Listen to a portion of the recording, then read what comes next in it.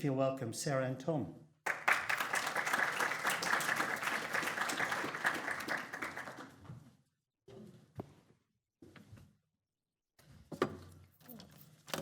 Hi everyone, welcome. So my name's Tom Treffry. I'm a sustainability manager at AMP, which kind of means I'm the resident greenie. So I'm responsible for our environmental footprint, employee wellbeing and responsible sourcing. And Sarah Forde is a service designer in our design and innovation team, and we've worked together on a physical prototype looking at the future of workplace. And so what we'd like to do tonight is just talk you through, I'm going to take you through a bit of context about what we mean by a workplace of the future, what organisations, why organisations care about a future workplace, and give you a bit of an overview of the AMP journey. And then Sarah's going to look at the deep dive into the actual prototype models like on the ground. So I might start with the evolution of workplace design. So what are we talking about when we talk about the future workplace? Who's ever worked in a cubicle farm? You know, high partitions, packed in like battery hens, pretty grey, miserable spaces. So that was pretty typical of like, you know, the 1980s and 1990s, a lot of this kind of space. And that was really about the primary drive there was space efficiency. Ram as many people in as you can, and your only shared spaces were essentially meeting rooms and kitchens. And then over the past sort of 2 decades, we've seen a sort of a move towards what we call activity-based working. So in the middle, we had sort of open plan, you know, the partitions came down a little bit, you could actually see your neighbour and say hi.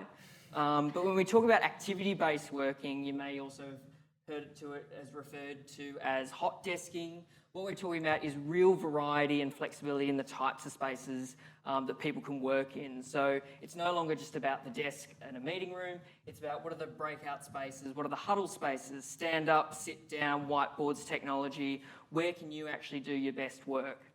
And that's what we're talking about when we talk about activity-based working and a workplace of the future. And you'd probably be pretty familiar with some of the recent developments in Sydney. So Barangaroo, for example, is chock-a-block full of big organisations who have moved to this activity-based working model.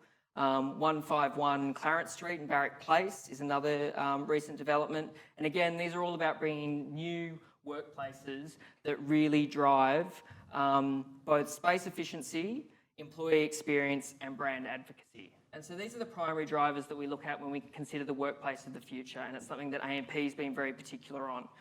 So obviously cost is a driver. If you only design a space for those who you know are actually going to come in, so in our case we design for 70% show-up rate because most people are either out visiting clients, they're on sick leave or what have you, or working from home, so we can actually design smaller spaces for our entire workforce. The second is about improving employee experience. So this is both from talent attraction and retention, but also productivity and building wellbeing design elements to make people the most productive they can be. And then finally, brand advocacy. We want to create an awesome place that reflects our brand values for our clients and employees. So I'll give you a little bit of a flavour of the journey that AMP's been through in sort of the past 10 years. So we sort of kicked off with an activity-based working refurbishment in our headquarters at Circular Quay. So this is a 26-floor building with, at the time, had about 2,200 people in it. And so we went through a refurbishment, opened it up, and now we've actually managed to achieve about 3,500 residents in that building. So in terms of just sheer numbers, it's quite substantial. And we learned a lot because that was our first iteration of activity-based working, and then we sort of rolled that out into some other smaller office locations in Adelaide and Brisbane and sort of learning along the way. And then the real sort of opportunity for us landed sort of towards the end of 2016 when we signed an agreement for lease to be the anchor tenant in the Quay Quarter Tower development. So some of you might see on Sydney's skyline, when you're looking around Vivid, you see a big construction site, multiplex on there. So that's the old AMP tower that was built in the 1970s. That's being stripped, they're retaining the core and rebuilding the entire building. And so AMP is going to occupy 17 floors, about 35,000 square metres in that come 2021-22. And because we had such a long runway, we were presented with an opportunity to actually physically prototype a new space in order to design for that future workplace. And we've also just recently opened our Melbourne office, but I'll go into that in a little bit more detail a little bit later. So to give you a sort of a very simplified overview of how that looks, so when we talk about activity-based working, we look at shared spaces and individual spaces. Individual space is your desk, essentially. It's yours. Shared spaces are your kitchens, meeting rooms, huddle spaces, breakout spaces, you name it. And at each iteration of our sort of activity-based working design, we've sort of pushed the boundaries a little bit more in terms of shared spaces and getting people to think differently about how they work in those spaces. And then we arrived at the opportunity with the experimental floors to really flip it on its head and go really hard on shared spaces and really minimal on individual spaces. And so that's was really intentional because we wanted to find where that boundary was to really help us inform the design parameters for our future workplaces. That gives you a bit of an overview of sort of where AMP's at. And so I'll hand over to Sarah, who's going to talk you through some of the experimental floor. Thanks very much, Tom.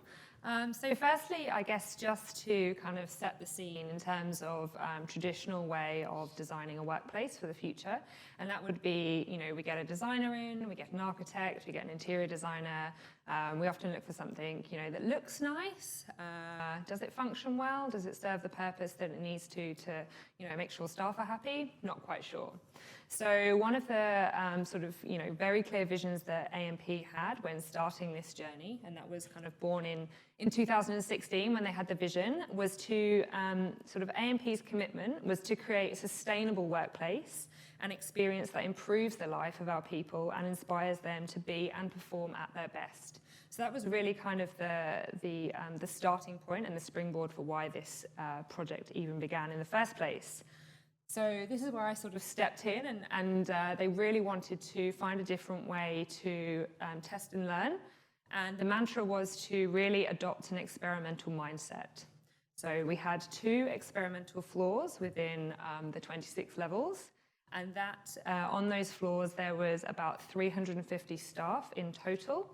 And one floor was AMP Services and another floor was AMP Capital, noting the fact that actually they cover quite different sort of roles and remits within the organisation. So we wanted to learn from different styles and ways of working. And the idea was that we had, as Tom said, sort of a runway period of 2 to 3 years by which we were going into a detailed design phase, making decisions on not just the kind of where the partitions went inside the floors, but also right down to what the carpets look like, what sustainable cafes may look like, what furniture felt like, and then ultimately what that experience was for employees. So we asked people to volunteer to be guinea pigs in this space. And what we kicked off with was some more willing participants than others, but ultimately staff that came along the journey with us. And we asked them to adopt an experimental mindset and be part of a fast-paced, constantly evolving test and learn program environment.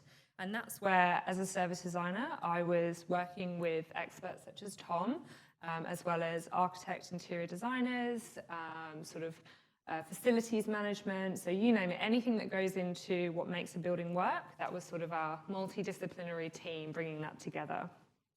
And the idea was we wanted to be inclusive, gather feedback from people, and really act upon that in quite a fast and efficient way.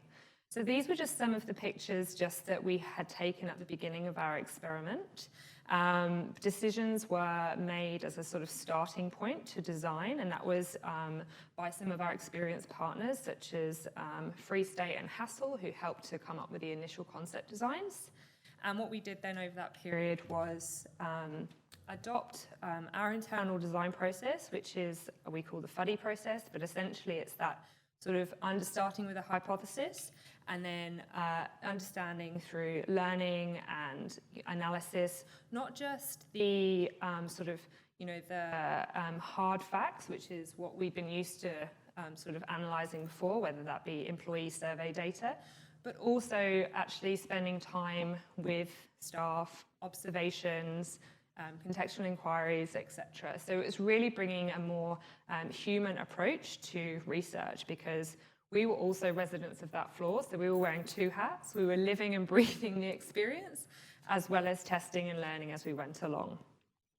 So over the course of, we had a 3-year runway, but we divided it into cycles. And our first cycle saw us go right through from hypothesis, which was the initial design point, through to analysis, insights, and opportunity areas that we then pivoted on and actually changed what the working floor looked like after we'd gathered our insights after 6 months.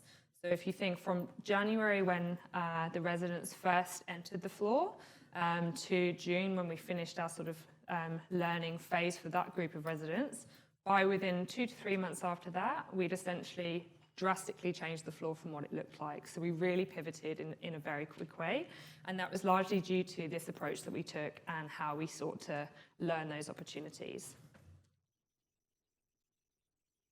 So this is just a sort of sample page of where we actually collated our data from. So it came from 10 different areas. As I said, a mix of data sources. So both sort of traditional data-driven, but also then that more sort of human-centered design approach. So we had an existing survey, which is called the BOSSA survey, and that's something that Tom's been running for how many years now? A few years. And what was produced traditionally at the end of that was lots of informative graphs, which was presented to stakeholders, which told people where we sat on a percentile point compared to other organizations who were just like us. Well, that doesn't really tell us much. And we use things like this as a springboard to dig a bit deeper and create hypotheses and test questions that we really wanted to actually go to the residents on the floor and ask why. Why do you not like, sitting near, the lovely greenery that we've provided for you? Oh, because it's not next to my team. Well, a survey didn't tell me that. It just told me that you don't like the nice greenery, which I thought you might like. We also complemented that with some new and up-and-coming technologies, such as acoustic testing. So we had some funny-looking heads sat all over the floor, testing kind of sound. We had indoor environmental quality sensors. We also had furniture sensors. So this was really interesting when we compared it to room booking data. So don't ever try and get a meeting room at AMP, it just does not work. However, you'll find if you take the time to walk around, ultimately there will be meeting rooms that are empty. I'm sure we're not unique in that problem. So we actually had furniture sensors put on sort of meeting room tables and chairs, and we were able to monitor and map where there was increased demand on the room booking system compared to actually what the sensor was telling us, i.e. where those rooms were being used or not. And that told a very different picture to what the room booking system was telling us. Some of the more hands-on techniques that we used to learn with the residents on the floor was through a sort of design working group that we established from willing volunteers. And within that design working group, we'd sort of set up a rhythm of meeting fortnightly, and we would do things such as visualization workshops. So trying to understand what it means to a resident to be in a calm space, be in a quiet space. How would they describe that? What images would they associate with that? Versus, for example, high stress, pressure, I need to focus and work on my own. We also did lots of sort of maps day in the life of, so we sort of followed people around the floor and watched what they did. And of course, interviewing. And probably the biggest opportunity for us was when we actually did a 2-week period of observational data where we got students that came in, mapped points on the floor, and essentially tagged usage of places, what were the hotspots, and how can we sort of understand why they're the hotspots as well. So a really, really rich data set, as I'm sure you agree there, and very different to anything that AMP had ever done before. So I guess what did that provide us? That provided us with not just a lot of data, but an opportunity to really, as I said previously, pivot and make some changes in real time. So these 350 residents that were, when they walked onto the floor on the 1st of January, were subjected to concrete floors, wheelie chairs, open exposed brickwork on the ceiling. It looks like a wonderful design studio, which is great. It's the kind of place that I would like to work. However, we rapidly found that there were certain things that perhaps weren't going to work for A&P as an organisation. And these insights really helped us to unearth what they were and think about opportunities to actually better design the space to meet the needs for A&P as an organisation and the staff that it employs. So firstly, the space I choose helps me to deliver my outcomes. We actually had a lot of people who, in the very first kind of few weeks of the project, almost go into mini meltdown because they couldn't find their desk, and people will come into work in the morning, and if they hadn't got a desk by 8:30, actually said to us, I went home for the day because I couldn't find where to sit. This is what I do. This is what I've done for the last 20 years, and you've taken away my desk and my third screen and my chair that's grey, and therefore I can't work. Rather than thinking, what do I need to achieve today? What are the outcomes that I need to deliver by the end of the day? And how can I best use the space and environment provided to me in order to meet those outcomes? So it was really thinking about how we can make the space more overt to help people think in a different way. So I don't think we quite cracked that in 6 months, but it's an opportunity area that we're continuing to work on, and that aligns a lot with our change management practice and the techniques that we use to kind of prepare people for moving into a new space and supporting them once they're in the space. The second one was around what A&P's understanding of collaboration was. So the first iteration of the design essentially took the approach that collaboration means whiteboards and post-it notes, which again, for many of us in this room, second nature. We like to use that. We like to be visually demonstrate our work. But for the vast majority of people working at A&P, that's not how they work. They work in Excel spreadsheets, they sit at their desk for 8 hours a day, and the thought of getting up and standing on a whiteboard with a pen and actually talking through their ideas is an alien concept. So we actually found that by trying to really challenge what Tom had identified earlier of changing that shift in the split between sort of collaboration space versus personal space, it really isolated a lot of our workforce. And it became the fact that there was then sort of cliques of people in a corner who would sit together and hog desks as a team. Spaces were being underutilized. There was infighting for kind of hotspots of where people could sit together. It was very interesting behaviors that were being displayed. And when we dug under the surface, it was really what we came to the understanding is we didn't appreciate the different varieties of collaboration. So for example, we have many developers on the floor who work in Confluence and Jira. They sit together in Scrum teams, they are constantly collaborating, but it's through a digital mode. They're sat at a desk, they have to sit there, they talk to the person next to them. They may only speak, a Scrum stand-up for 15 minutes, every couple of hours a day, but they're still collaborating. And when the initial design had been put forward, they really hadn't appreciated that that kind of collaboration was, valuable and such a big part of our business. And finally, a little bit of everything and a lot of nothing. And I think in part this was due to the nature of it being an experimental floor. We wanted to try a lot of things. But as a result of that, it really meant that the floor lost its sense of purpose and it had no clear direction of what spaces were, how you would work in a space. So for example, one of the more extreme measures that we took was removing essentially all walls on the floor. So there was no formal meeting rooms. So there was curtains, which dampened the sound, but didn't really dampen the sound. And there was one VC room, which had 4 walls in it. And you couldn't pay people to give up that space if they were in there with the meeting. There was very little signage. We were hoping it was going to be intuitive. That didn't work. So people really felt lost, and they just didn't really understand the purpose.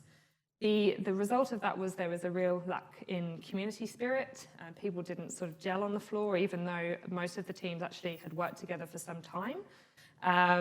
So it was very, very enlightening. And I think, Tom will sort of corroborate this, AMP had never really looked under the surface to find these kind of insights before. It had always kind of gone ahead and assumed that activity-based working is a trend, let's do this, we should be doing this. And now is the time where, they've actually stopped and tried to understand its workforce in more detail and understand what it is that's, not just right for a workplace of the future, but what's right for AMP of the future, and what does that mean for its workforce and the type of work that they do. So those were the insights that we came to at the end of the first cycle.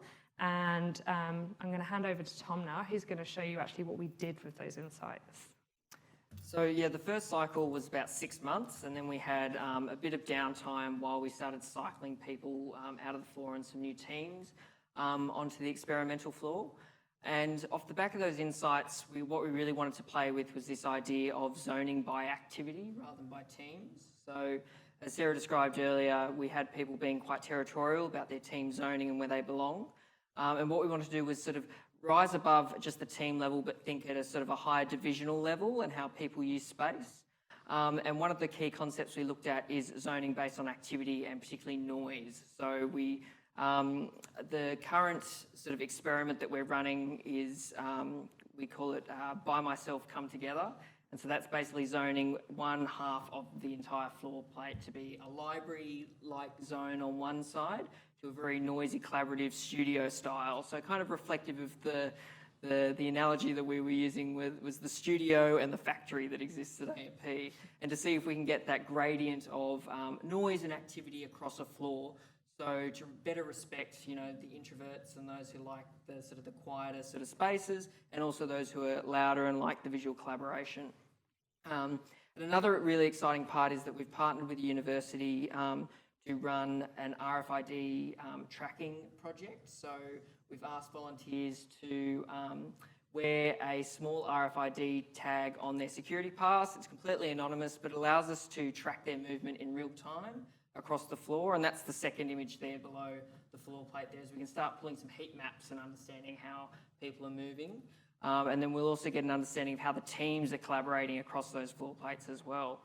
And this ties directly into our design aspiration for the new building in Key Quarter Tower, because the nature of the floor plate there is that we have quite an isolated old part of the building at the southern end that's quite long and narrow, a little bit like the floor plate you see there.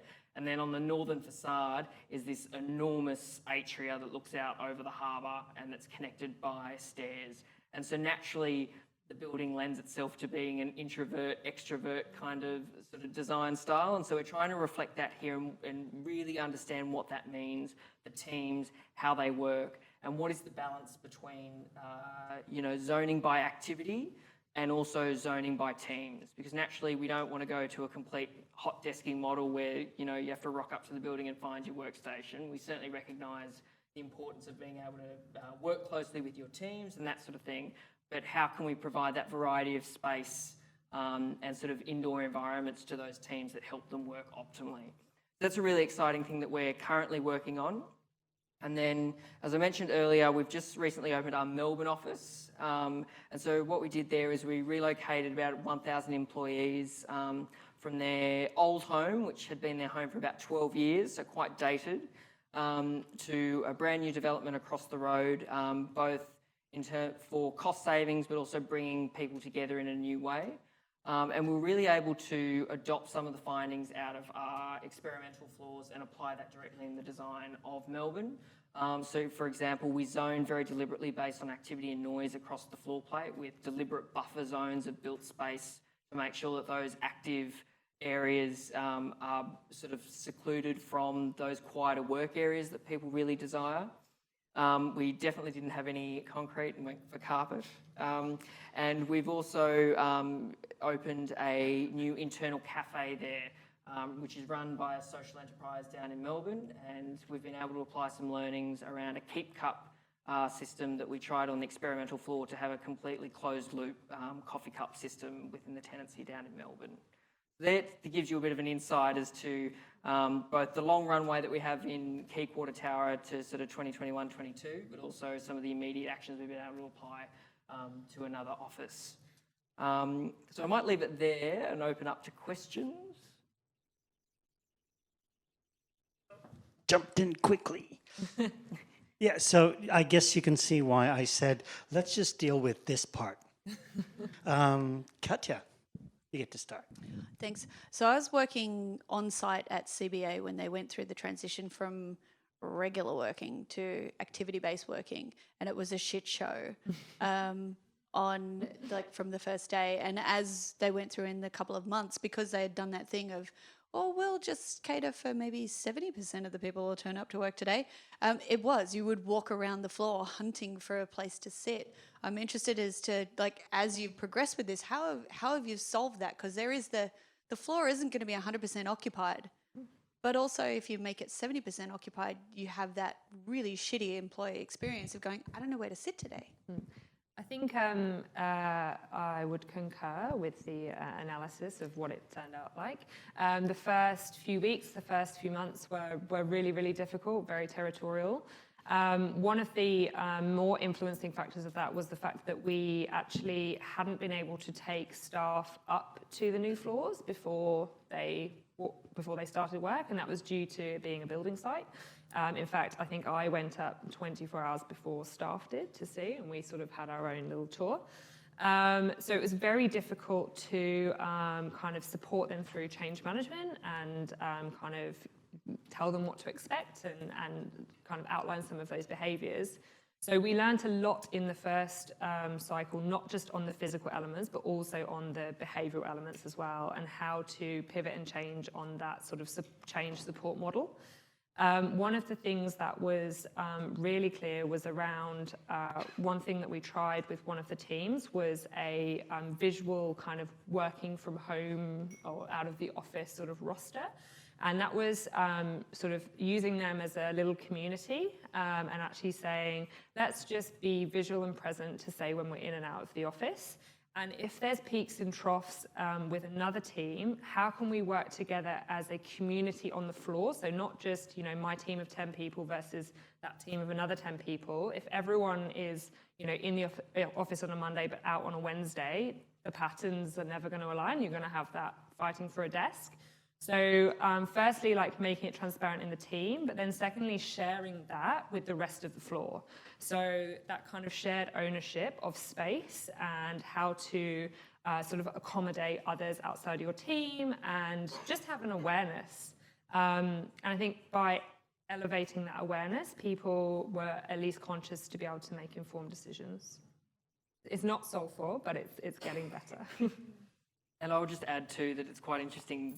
So AMP's had a flexible work policy since 2001, so for a very long time, and it was never really adopted until we did our first iteration of activity-based working, because it was the first sort of real physical catalyst that people could actually interact with, for them to actually realise, I don't actually have to come to work every day, I don't need to, and really reflect on themselves, on their own work styles and patterns, not in isolation, but obviously of the team and the floors, to really think about how they come to work. And so we can try to even out the peaks and troughs in attendance. But yeah, as Sarah said, it's not solved for. I think we're getting there. You've mostly answered my question with Katja's question, but I was interested in the whole change management side of the process as well, because the changes that you're implementing are huge, and humans are pretty, they're resilient, but they're also quite resistant to change in my experience. And I'm just kind of interested in how that works, because it's a journey that you have to take people on, and ultimately I think even the most resistant will find benefit in the approach that you're giving them, but they won't see that until they experience it in their own terms, which may take quite some time. Yeah, I think that's absolutely concur with that. And we, as part of the workplace experience team, there's actually sort of a dedicated change management team that form part of that. So ever since activity-based working has been, a thing and a concept at A&P, they've built in quite sort of thorough and detailed change management approaches. The iteration that they're going through at the minute is very purposeful around behaviour change. So the first year to 18 months of this experimental floor was very much driven to the physical space and the physical design, because we were in a process where we're in detailed design phase, we could make decisions on what the look and feel of the building was. That's almost past that point in time now. The ship's gone, it's gone out to tender, we've kind of designed, most of the space, and it's now focused on what we can do with the residents to cycle them through and learn exactly that, how to change and adopt new and different change management kind of interventions to support employees when they move to a new workplace. So at the minute, it's still in a relatively safe environment. It's the same buildings, the same lifts, the same entrance. Yes, the floor looks and feels different, but it's still within the realm of being familiar. In 2021, 22, when we move everyone across to the building next door, it's a completely different experience. They might have no gates on arrival. So how do you navigate to people? How do you ensure that people feel that they have a home and a community spirit? We want to learn a lot from the shared working spaces like WeWork. They have many different people, from independent people to small organisations, but there's a sense of community there, and people kind of adopt change. So how can we learn from people like that to improve our processes? And it's making really deliberate change management interventions that do recognise where people are coming from, where they're going. So traditionally, when we've moved people from a traditional way of working, i.e. fixed desk, a lot of individual space, to activity-based working, we have a 16-week change management program. So we start engaging with teams about 8 weeks before they move, develop a network of change champions to get teams to start adopting some of the behaviours, like, packing up your workstation after and, into a box that's sort of roughly the size of the locker that you're going to have. Starting to embed some of those practices quite early, so it isn't quite such a shock when you move on. What's interesting about the experimental floor is that we were moving people who had already been through that change process, so who were already ABW ready, as we called them, and kind of threw them into the experimental floor. And it was, as to Sarah's point, it was quite chaotic, and they didn't know. Even though sort of the principles were the same, they couldn't quite make that leap. And so that's been really helpful for us in informing. Now we consider people ABW ready, but what does that look like in the new building? Hi, I'm really curious about your answer to this, and I know that you are probably not the architects of the decision-making process to go with this particular model, but it strikes me that you were designing to change behaviour as opposed to designing for existing behaviour. And when we look back at the research around open plan offices, the guy who implemented that was pretty much an asshole.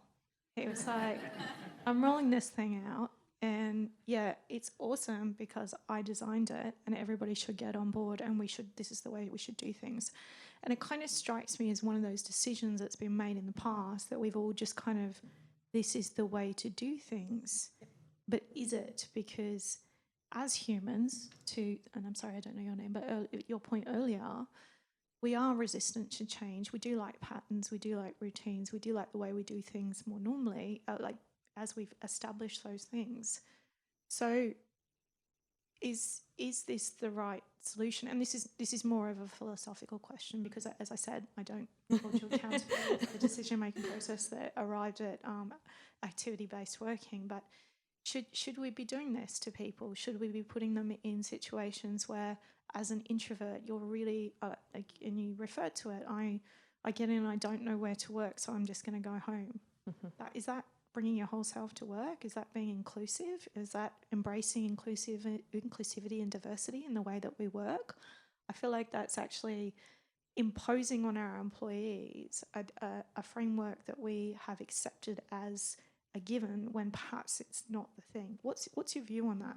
I think, and that's the question. Yeah, I think it's.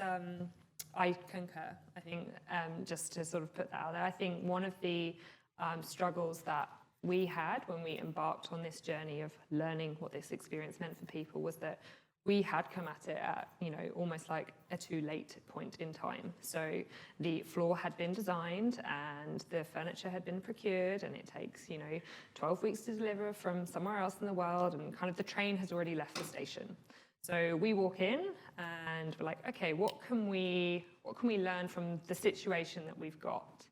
And what we found was that through the insights that we unearthed was that, essentially, designers had designed for a designer's playground, because that's how designers think. Designers want whiteboards, they want post-it notes, they want open spaces, they want all of that because that's how they work. They hadn't stopped to consider that that's not how most of AMP work.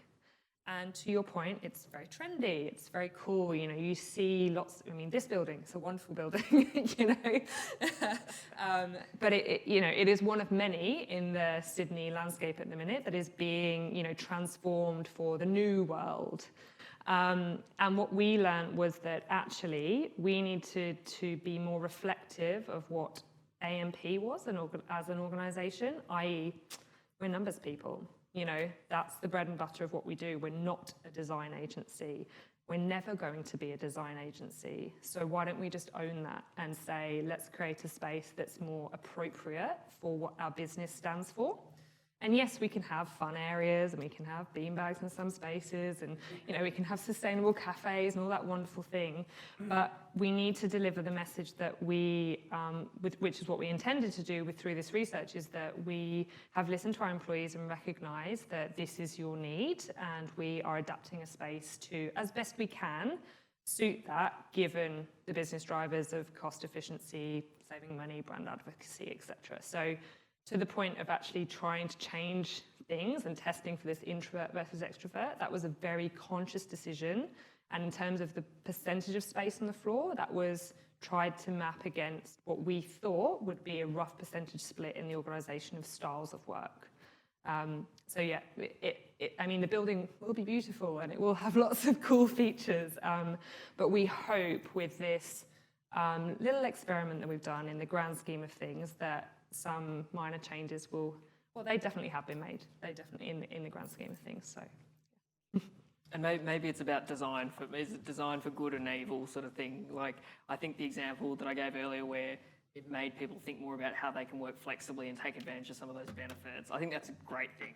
And that's because of the way we've designed the workplace. It's forced people to have to think that way.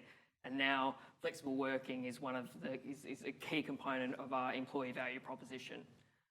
So I think that's a good example of where we've pushed behaviour change in the right direction, but take your point absolutely that there's been a lot of introspection now about how we actually design for the people who we've got currently and make them, let them bring their best selves to work, yes.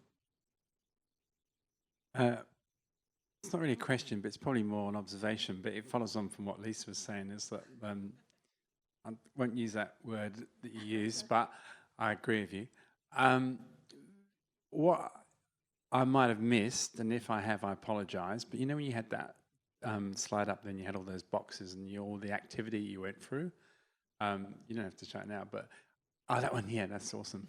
Am I missing the fact that within all that activity, and this isn't the onus on you guys, because I understand that was all driven from your team, but did the designers, interior designers, whatever you want to call them, I'm not sure what they were, architects, designers, interior designers, whatever, did they ever consider going on to a ride-along? So as a UX, CX person, every single customer we deal with in our discovery phase, we always demand that we have some kind of real-world discovery. That's usually a ride-along, where we'll go and spend a day or do whatever. And is that up there? And I'm not seeing it. So it's not up there as a overt research method. But what happened was, so myself and Tom, plus the workplace experience team, which included the interior designers, the architects, etc., were physically located on the floor as part of the residence. So They had to live and breathe this floor every day. And so they were feeling the pain of not being able to get space, not being able to get meeting rooms, not being able to work as a team. So you've got huge, architect drawings that they need to get out and they need to huddle around and kind of mock up stuff. There's no space to do that. So what do? We found them actually going to other floors to find space. Yeah. You know, so it drove behaviour, which we then turned around to them and said, why? Why are you leaving this beautiful floor that you've created? You know, why are you wearing a jacket because you're freezing because there's no carpet? And, you know, why have you got your headphones on because you can't concentrate because the noise is so loud? So by making them work in that environment, we learned some really interesting lessons. Right, okay. But did the design team, is it Hassel, is that what you just said? Hassle and Yeah. Did they ever say, look, you know, we really need to get into the mindset of what a financial advisor does, what a financial team does, you know, what, you know, as you said before, you went through that process of saying these guys aren't designers. They're not like working in a design studio. They're not working in a development house. You know, they come from a, you know, trajectory of being experts in their field and having that expertise, but working in a certain manner. So as Lisa said before, you know, to make them retrofit into a completely new environment is, you know, to me, it sounds like a recipe for disaster. As Katja said, you know, like it was a shit fight. So, I mean, shit show. Sorry, shit show. Yeah, let's be accurate. So it was a shit show. And you know, I think as UX people here that like we all would want to avoid that by being on the right side of the fence to start with, you know, and to understand how many plates someone's spinning to get a job done, and whether or not those plates spinning are really integral or if they're actually free plates spinning there that really shouldn't be spinning. You know, they just need to, you know, get one thing done in one way and then kind of like, you know, be a bit more effective with their time, you know. So I mean, I just wondered if that was missing. Yeah. I think it's not really a question. No, sorry. it's just to support that, and I think it's, you know, it's good to recognise. I'm not going to say failures, but things where we, you know, haven't got as much traction, and definitely. For using FreeState, for example, and Hassel, who were our experience partners and our design partners, you know, let's be honest, you know, we're paying them a lot of money. They give us a design, it looks great, you know, it kind of ticks that commercial box of we've met the brief that you've given us. Thanks very much, AMP. We did present to them, we brought them into the space, we had a lot of showcases with them. They weren't living and breathing it on a day-to-day basis, and to try and change that is more than immersing them. It's changing the contractual models that you have with them and how you procure and what your contract specifications are to begin with. And as I said, you know, we kind of came to the party, you know, so many years too late for that to happen. So I agree, but something earlier on in the journey needs to shift in order to enable that to happen. And it's also challenging mindsets, right? So I think we talk about the experimental floor, but we also are talking about having an experimental mindset and being, to Sarah's point, okay with failure and then learning from it. And I think that for a lot of our team and even some of the employees on the floor struggled with the concept of failure and not being able to recognise as an opportunity to learn. I think that's actually a more fundamental cultural shift that's occurring at AMP at the moment, and that's sort of tied up with wanting to be a bit more entrepreneurial in how we approach projects and, you know, really think about long-term values. So I think that's been a really steep learning curve for a lot of us, which has been really good. Yeah, I think we've all worked on design projects where things were decided before we were even there. And design is, by definition, designed within constraints. So it's always good to remember that all the constraints we've had, they've probably had larger ones than we've experienced in the past. Good evening, it's Ian Humble from Morphed. Generally, when a project of this size is undertaken by an organisation, there's usually some economic underpinning. I'm just curious as to when, if that is one of the motivators, when is the return on investment, do you think? Is it economic? Is it productivity? Is it space saving? Can you talk about that and how do you measure that moving forward? So on a portfolio level, there's definitely an economic driver in the way that we've repositioned the rental costs associated with the current building that we're in and switching people into the new building. And so there was a cost-saving driver there in a business case because the building that we're currently in is quite dated, is in need of a refurb anyway, and was coming to the end of its asset life. Also recognising that both of those assets are owned by funds managed by AMP Capital. So additionally, with the transfers and sales and development of those assets, increase the value of the funds and therefore the money that we manage on behalf of investors. The second part around managing people performance has been hard. I mean, how do you measure productivity in a professional services firm? Very difficult. So we've been sort of relying on self-reported measures through tools like Bossa surveys and that sort of thing, which ask questions around self-perceived productivity and to what extent the physical workplace impacts their productivity positively or negatively. And we're doing that quite longitudinally. So we've been running those surveys since 2016, just before the sort of experimental program began. And so we've been taking an annual sort of pulse check, and we'll continue to run those right up until we move into the new building. So that's probably, I think, our strongest, maybe, pseudo-scientific indicator for productivity and how we're measuring that. But in terms of sort of cold, hard return on investment, the economic business case is really the accommodation strategy, rental costs that are associated with the entire program. Hi, Sarah. I'm just wondering if you used models as a prototype. That's prototype architects are pretty familiar with. Yep. And if you didn't, what do you think you would have learnt from Lego play and all those kinds of things that, upon reflection? So we didn't use them in cycle 1. I don't think we've used them yet. We had models that were developed by Hassel that were sort of nice CAD models that had been cut, and it was very pretty and no one would want to touch them.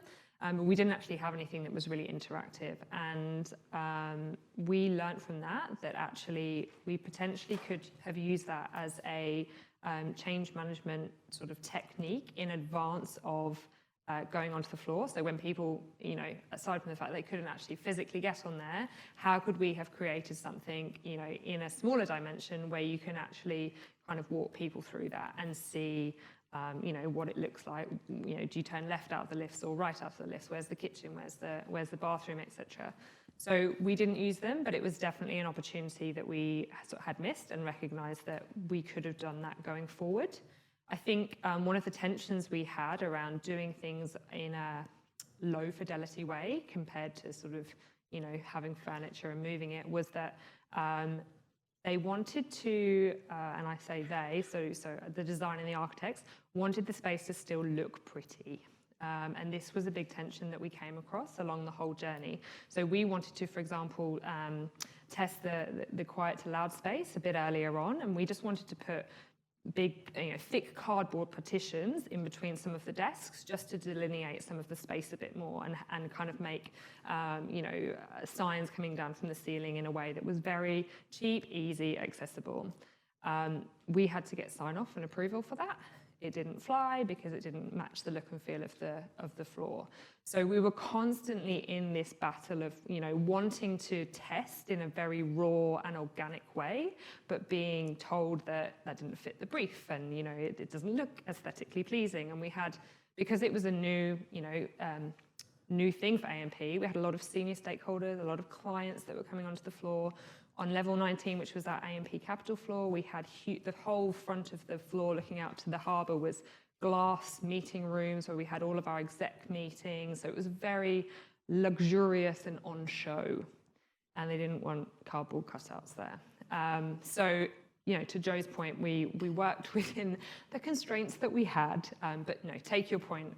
Modelling was something we wish we'd done. Hi there. We're actually in the space at the moment of trying to refit or fit out an office on a much smaller scale. I was just curious to know any thinking that you've had around, like, sort of, I guess, lab spaces or temporal spaces or things that have sort of spun up for a project or a piece of work that's going to be going on for a couple of months and then it's going to change and then other people go in and kind of back and forth idea of a space? Yeah, so we actually, so the team that I'm from, that I sort of belong to at AMP, is the design and innovation team. So we're a group of service designers that are essentially deployed across the organisation on different projects such as this.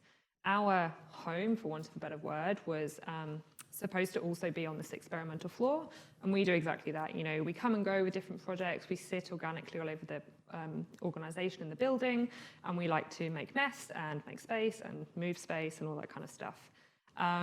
What we found was that the spaces that we had didn't really lend to that, so we went a bit rogue and we stole a space from the ground floor. So being designers, the entrance that used to be from Phillip Street? It was sort of behind, so not the front entrance from Circular Quay, but the back entrance used to have turnstiles, a reception desk, like lovely marble. And when they closed off the linking entrance, it was just a dead space, a beautiful space, but a dead space. So we sort of commandeered squatters' rights and turned that into our design home. And that's where we've been for the last 18 months now. And it is exactly that. It's a very temporal space. We have the structures of kind of 3 segments, which can be made up or folded down as much as you like. We've got, you know, all the kind of the, you know, toolkit that you would need for that. So foam boards and what have you. You've got movable whiteboards. So we learnt through doing and learnt through what, you know, we needed in terms of equipment, and that has, although it wasn't on the experimental floor, that has definitely influenced things such as kind of more malleable meeting spaces and the kit of parts that you might need in that space. So, for example, you know, do you have a kind of hole in the wall where you've got foam boards and you've got all your equipment that you can pull out if you want to set up the space for a showcase or, you know, a kind of 2-week design sprint or something? And you can book that room for that and have all the toolkit there, and then when you're done with it, take it down, put it back. So, yes, we have, it wasn't an overt thing that we set out to do at this experimental space. It came through circumstance of not having what we needed. And as designers, we were very resourceful and kind of bunkered down and got it done. But yeah, it was a challenge. I think we've got one more. Hi. Hi. Mine's a 2-part question. Yeah. So it sounds like you guys were brought in at a point in time where a lot of decisions had been made, and as you mentioned, there were some tensions around making changes to the space. My first question, the first part to my question is, how much influence were you able to have over the outcome, and in what ways? And what was the number one change you made in response to employee feedback or observation that had the biggest impact on their satisfaction? Oh, I know the second one straight away. So, second part to your question, concrete floors and carpet. Huge, absolutely huge. That was going to be my guess. Yeah, it sent people into turmoil. It was the biggest cultural, like, physical thing that IMP could have done to try and change culture was by putting concrete floors. It just did not work. The amount of complaints, the amount of you know, health and safety issues, the list goes on. So I think it maybe took us 2 weeks to learn that was not going to work for AMP. And so went back to the drawing board and basically, so on level 19, which was the capital floor, we just got whatever was available and just got it in there. I think within the first 4 to 6 weeks, it was all carpeted. On level 12, which is AMP services, which had a slightly different mix of residents, we decided, yes, we wanted to put carpet in, but we took the opportunity to test out different types of carpet more from a facilities management base, i.e. like what's durable, what colour works, that kind of stuff. So we actually kind of chopped and changed the floor and set zoning based on types and colours of carpet. So we used it as a learning opportunity to get more insights from. And the concrete floors, I personally quite enjoyed them because the building 33 Rfid Street is Sydney's first skyscraper, very historic building. It's heritage listed. So when they pulled the carpet up, you had all the old telephone line core holes. And again, it was the first building of its kind in Australia to have that, to run wires between the slab. there's some really cool, like, nice stories that we could speak to about the heritage and, you know, the style of the building, and of course being AMP's home for the part, you know, close to 60 years. But no, that did not sway them. I tried, but that did not sway them.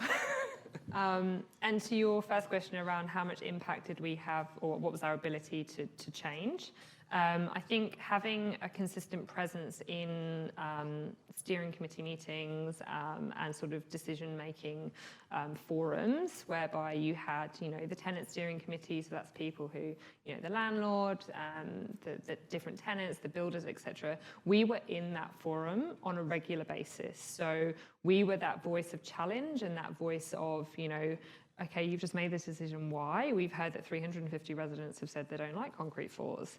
And so we changed the concrete floors on the experimental floors. We also changed them for the new building. So they were going to concrete floor the whole building. No longer the case. It's a great example of cost avoidance, Yep. whereas, you know, had we moved into the new building and realised the concrete floors were not for us, it would have been a great expense to go and Yep. recarpet the whole building. So that was a great example of a really tangible Learning learning that quickly. led to, big cost avoidance, which is good. So I think we should let them take a breath and sit down. But before we do, very much, thanks, Karen Thomas.